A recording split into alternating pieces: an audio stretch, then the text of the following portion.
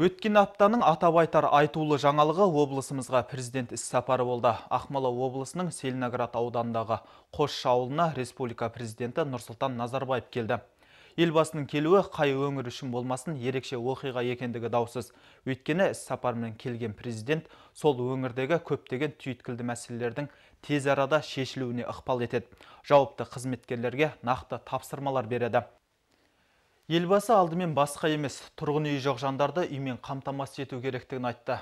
Бірнеше пәтері бар тұрғындардың тағы үй сұрап жүретіндері бар.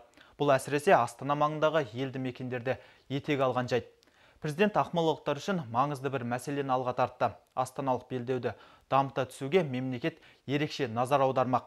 Егер бұл мақсатқа 40 миллиард теңге қаражат бөлінетін болса, оның 13 миллиарды Қосшы ауылының инфрақұрылымын жетілдіруге арналмақ. Президент іс-сапар туралы толық түрде тілшіміз әңгімелейді.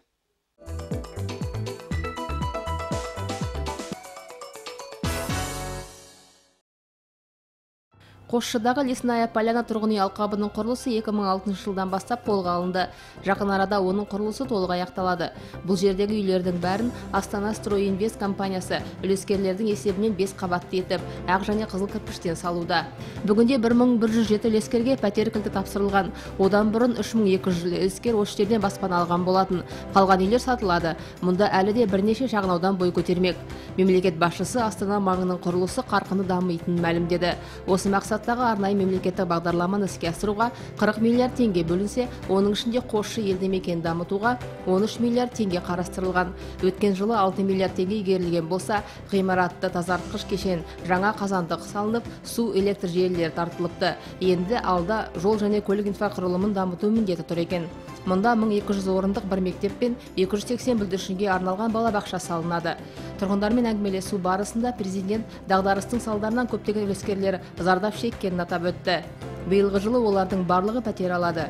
Әкімдіктер мемлекет тарапынан көмек сұраған үлескерлерден түскен әрбір өтінішті жеке қарайтын болады, деді елбасы. Мемлекет басшысы сондай-ақ құрылысы республикалық бюджеттен қаржыландырылған Алтын дала шағын ауданындағы 236 пәтерлік тұрғын үйде болды. Шағын ауданның тұрғындары әлеуметтік сала қызметкерлері. Жаңағы арендаға алдымен жағдайы барлар алады.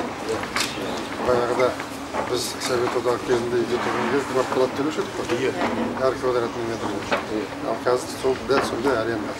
Бірақ та төлеп келгенде, жаңағы пәтердің ақшасы төленген кезде ол өздеріне ондай ешқашан болған емес. Бұл бір керемет жоспарлы іс болып тұр. Бәрібір төлеу керек квартплата. Ал соны үкімет есептеп отырады. Үкіметтен берген қаражаты өтелгеннен кейін пәтер өздеріне бір жағынан, бірінші жағынан. Екінші жағынан жаңағы ондай жағдайы жоқ адамдар. Жұмыс істеген адамдардың барлығы оған мүмкіндігі бар.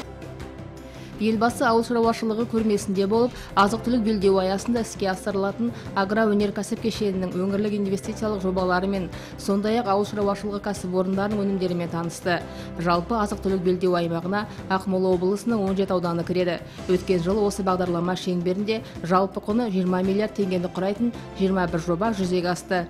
Бүгінде Ақмола облысының агроөнеркәсіп кешенінде қызмет ететін кәсіпорындар нәтижелі жұмыс істеуде.